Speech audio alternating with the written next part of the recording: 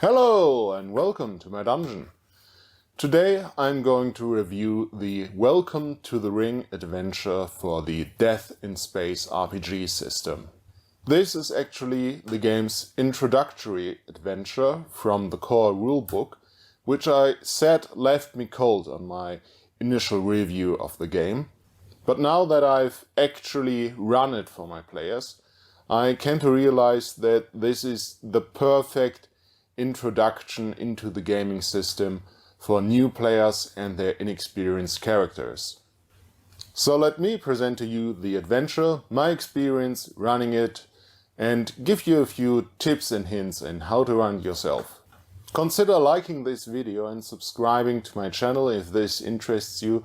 The channel is almost up to 900 subscribers and would be awesome if it could hit 1000. Thank you very much. Now, spoiler warning. If you are a player and would like to play this adventure, then stop watching right here and send a link to this video to your GM. Welcome to the Ring starts on Aurum 80, one of the hundreds of space stations that make up the massive Iron Ring. Aurum itself is on the small side of space stations, with just 4 major areas that are relevant to the adventure. You could potentially add your own areas to add to the station and flesh it out some more by just connecting them to the station's common area, but the basic setup makes sure that the PCs can't run off on a tangent and you have a good chance of finishing this adventure in a 4-hour one-shot. Your group of freshly created spacers has just bought a hub with their last credits and has come to Aurum to pick it up. The hub could be a station module, but let's be real here. It's probably a spaceship, and it's docked at airlock 13A. I started the game by narrating how the PCs arrive on a shuttlecraft. I described the worn down and tired appearance of the other passengers, miners mostly, and how ramshackle the whole craft was. When they docked, the pilot had to float back from the cockpit to the airlock in the bed and bang on it to fix a loose connection and finally open the airlock. To enhance the atmosphere, you can put on the official Death in Space soundscape in the background that just came out. Link in the description below. These are unobtrusive ambience tracks. If you are looking for some music, check out the first Death in Space album, which I will also link. From there I described how they went down with an elevator, getting pressed to the side as they were sped up to the rotating speed of the Iron Ring. I decided I wouldn't use artificial gravity to make it more gritty and realistic. So in my game, the whole Iron Ring spins around itself, creating artificial spin gravity that is way lower than 1G Earth standard. Finally, the PCs entered the docking bay proper. A labyrinthine metal shantytown. Hundreds of flickering work lights hang from big chains in the ceiling. Water drips everywhere. On the floor are big letters and numbers that once showed directions. At that point, I asked my players what it is they wanted to do, and of course, they wanted to check out their spaceship first. Going to airlock 13C, they entered the ship and started asking questions about it, and only then did I have them roll on the random charts for hub creation. And they became the proud owners of a former Chrome ship, which advanced comm systems are housing an annoying AI. The group also found out that the ship is in need of repairs and out of fuel, so they have to take care of both of these problems before they can take off. Pointed out that even like this, a spaceship is a rare and priceless piece of equipment and would be well worth the effort to soften the blow of the bad news. When they went back to the docking bay, they were greeted by Ezra Pascal and their salvaging crew, who told the group that they have bought out the debt for the ship's docking free from the port authorities. The ship has been sitting at the airlock for a few days, and now they want to collect 500 hollows from the group, or they will scrap the ship. The newly generated PCs didn't even have 50 hollows between them, and no weapons, so they had to negotiate. I didn't make it too hard on them to get a delay on the debt, since the salvaging crew is in dire need of money themselves and would rather have the PCs pay them than having to break up the ship themselves. At this point, I made the mistake of granting the PCs a 2-week delay. With interest, of course, but I should have told them that they have 4 hours to get the cash, because in 4 hours, Thorn, the UWA Union ringleader, will arrive with a shuttle, and the salvage crew wants to be gone from Aurum before then, not wanting to get caught up in any fighting. With this, you have introduced the 3 main goals of the adventure. Get repairs for the ship, get it refueled, pay off the 500 holodebt or make it vanish somehow, and you will also have introduced the 4-hour time limit to get it all down before shit hits the fan. I set an alarm clock out of game and put it onto the table demonstratively to make this point clear to my players. 4 hours turned out to be plenty for my group, but there's also a second hidden time limit. It will take 3 hours for the ship repairs to be finished after they started. So if the group can't find a way to get these repairs started within the first hour, they won't make it in time for Thorn's arrival. And they will get caught up in the violent power struggle of the UN members when Thorn arrives on Aurum.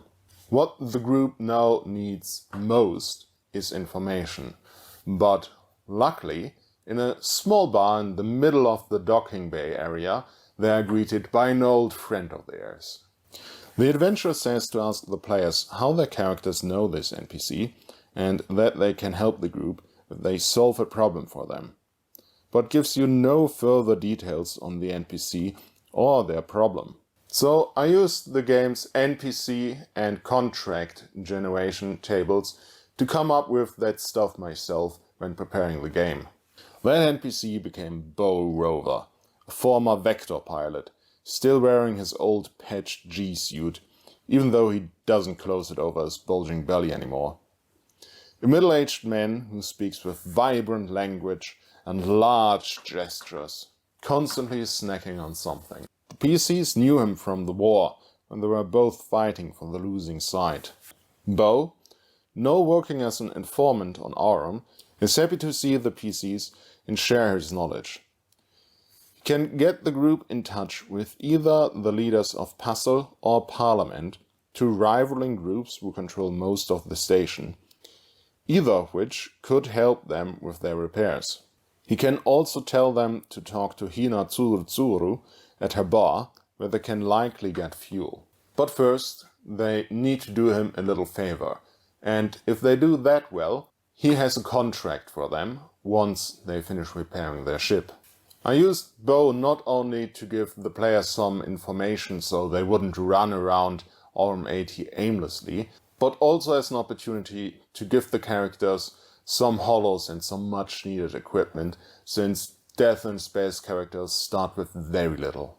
I also wanted to introduce the concept of contracts. In the world of Death in Space, your reputation and your contracts are more important than just holos. They are what keeps your ship flying in the long run.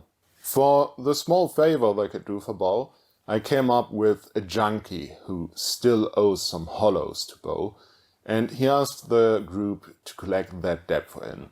To accomplish this, and as payments, he gives them a loaded handgun. Since my PCs started without any weapons at all, this was welcome firepower.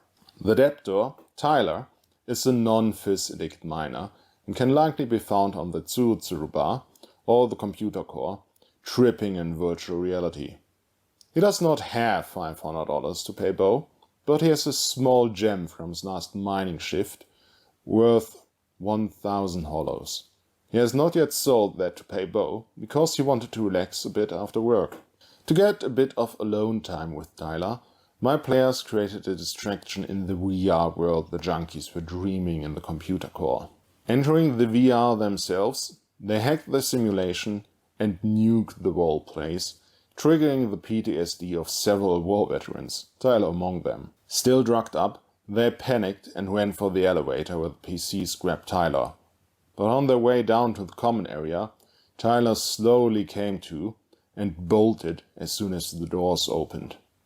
After I reminded my players that swinging a gun around in public may not be such a good idea, they chased him down and finally managed to catch him alone in a heap of junk at the edge of the common area, where they relieved him of the gem, sparing no sympathy and no delay for the junkie, which I thought was funny, considering how the group was in debt themselves. Keeping in mind that contracts are more important than hollows, the group decided to give Bo the gem rather than sell it themselves.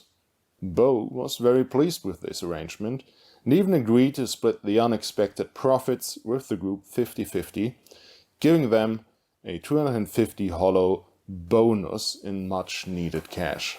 Let me highlight the void point mechanic of the game right here. When you fail an ability check in Death in Space, your character gains a void point, and you can spend this void point to gain advantage on another check, similar to Inspiration in 5e. But each time you use a void point, you have to roll a d6 against your total amount of void points, and if you roll lower than that, your character gains void corruption. So players are encouraged not to hoard these points, but to spend them as soon as they get them. This mechanic allows a character's failure to set up future success. Combined with the idea that on a failed roll you as the GM should let something happen that drives the action, this creates a nice dynamic that speeds up the whole game.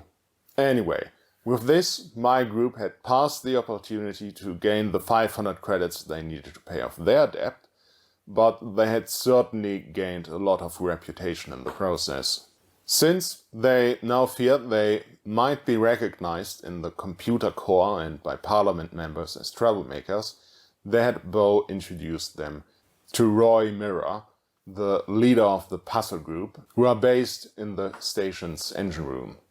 It's not stated in the adventure what kind of engine is powering the station, but I had some fun describing it as a compact nuclear reactor, and how the punks living there had repurposed the reactor's cooling systems as a greenhouse. One of them was even sleeping next to the reactor, ignoring the algae-coated radiation hazard signs. Thanks to Bo's introduction, and one of the party members being a punk, just as Roy, he was happy to talk to the group and soon offered them to repair their ship if they could get Monotone, the leader of Parliament, to apologize to him. Or if they could hack his computer system and re-establish the water supply to the engine room. You see, Roy and Monotone used to be best mates. But they had a falling out when Roy's mother overdosed on non-fizz, a VR drug that Monotone was selling. They had not been on speaking terms ever since, and used their power over the station's system to put pressure on each other. Puzzle, controlling the engine room, is withholding power from the computer core in Parliament. Parliament, in turn, is using their control over the station's supply systems to cut off the water supply for Puzzle's greenhouses in the engine room. Since these antics are disturbing the smooth running of the station, Thorn, the UWA ringleader of this section, is pissed at both of them and is on his way to clear up the situation and re-establish order on Aurum.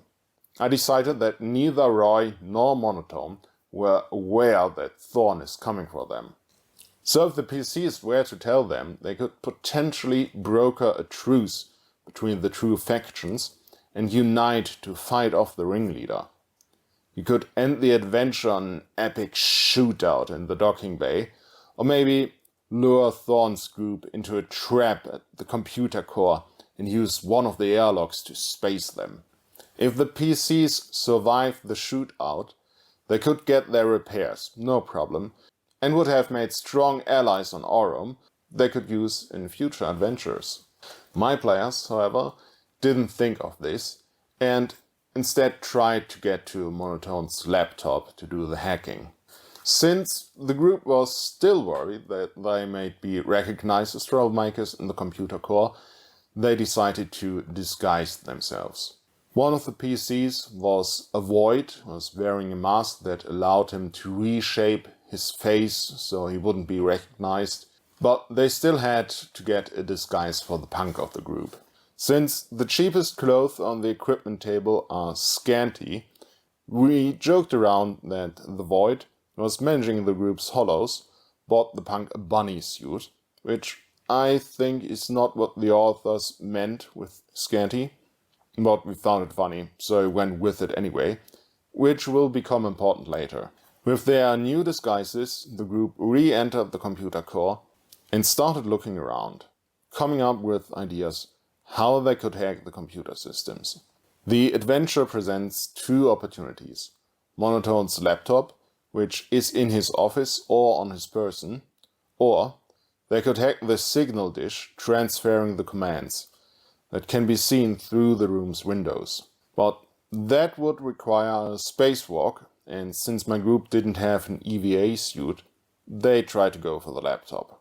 I was glad at this point that the adventure came with a built-in time limit, because my players are prone to hours-long planning sessions when they are doing a heist. But with this I could pointedly look at the alarm clock, and they managed to go through with their plan in just 20 minutes. The plan they settled on was to create another distraction using the VR systems.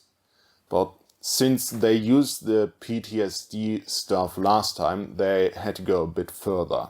The punk wanted to hack the VR system in a way that would plant a hypnotic suggestion in the dreaming users, making them want to speak to Monotone urgently. I thought that was possible enough, considering how drugged up the junkies were, but I made it a hard roll. In Death in Space, by default, all ability checks are made against 12. Rolling a d20 with an above average ability bonus of 2, this only gives the characters a 50% chance of success, standard. But I felt that planting the suggestion in VR without proper hacking tools and without consuming a few drugs themselves first should be harder. So I had them roll at disadvantage. My player used a void point to make a normal roll, but only rolled an 8. Since he urgently wanted to pass that check, the player used the punk's background trait to roll the check again, but only came up with the 7, thus failing the check despite his best efforts. I knew I had to let something happen as consequence of the failed roll, and I really wanted to keep the action going forward. So I decided to have one of the parliament members approach the PC and pinch him in the ass, disturbing the hack. My idea was that, alert by the PC's bunny suit, the punk assumed that the PC was a prostitute and wanted to buy his services. That would allow the PCs to gain access to the crew quarters in the back of the computer core that they couldn't get to before because it was locked. There, they would hopefully find a way to proceed with their heist. The punk's player, however, was not thinking about that when the NPC offered to buy him. But the Void player stepped in and acted as the punk's pimp, eventually selling his services for 75 hollows. The NPC led the punk through the locked door, where he spotted that the Void was following. But when he turned his back to the punk pulled the pistol out from his purse and pistol-whipped him with a critical hit, knocking him unconscious. After stuffing the NPC into the non-working fridge among spoiling fruit, without searching him for the key, or his weapons I might add, they were free to explore this part of the computer core, and soon found this airlock, and also the sleeping pods full of personal items of the parliament members. Smelling their chance to get to their goal via a spacewalk, the PCs made a lucky roll and found a light EVA suit in one of the sleeping pods. As an alternative, I would have suggested to them that the salvage crew they own money to probably have EVA suits and might be negotiated to lend them one. But since the Punk's player has the luck of the devil, not counting that VR hacking attempt, they didn't need to negotiate and gained an important piece of equipment in the process. When the Punk went through the airlock, I described how sound became quiet as the lock cycled out the air until all he could hear was his own breathing.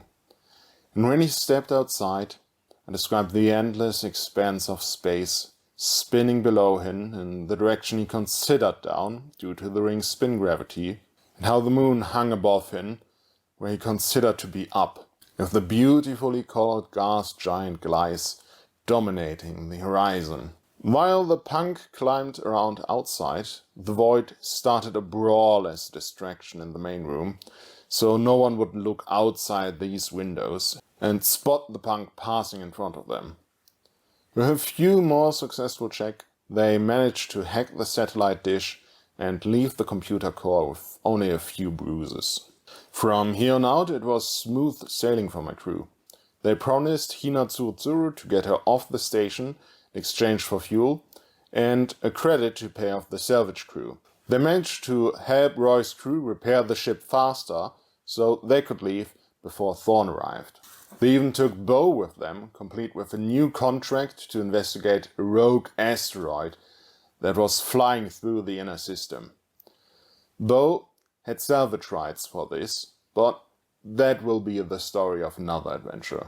All in all, I enjoyed the adventure. It serves as a great introduction to the death in space setting, with the focus on Punk attitude, spacecraft that are made from repurposed junk, and just humans living in the shrinking, collapsing universe. The low initial threat and space station setting also gives new characters that start with hardly any equipment and no weapons to get their bearings and complement their loadout before the real trouble starts. If you want to start off your group in another adventure, I suggest you allow them to buy starting equipment for around 500 hollows, so they are not completely helpless when you throw them in the meat grinder. While this adventure is written as a sandbox without a clear path to follow, there are more than enough hints and quests so that the players don't feel lost. And even after the initial shock of having to repair and refuel the ship and pay off the debt, it quickly gives the party a number of options they can pursue. It felt even a bit easy, but I guess that is mostly me going easy on my players, so we could finish this adventure in one session. Had I made it harder to gain access to a spacesuit, had I required more and complex tasks to pay off the debt or get rid of the salvage crew, I could have added a lot more playtime and challenge to this adventure. I think there could have been a tense finale if the party had been forced to finish the ship in the chaos when Thorn and the press gang arrives and the shooting starts. So, that's Welcome to the Ring. I'm happy I finally got around to actually play Death in Space, and I hope that won't be the last game in this universe. I also feel that the game is not getting the attention it deserves, so I'm planning to make another video and write my own adventure to dive deeper in this shrinking yet fascinating universe. Anyway, this is it for today. Thanks for watching, and until next time.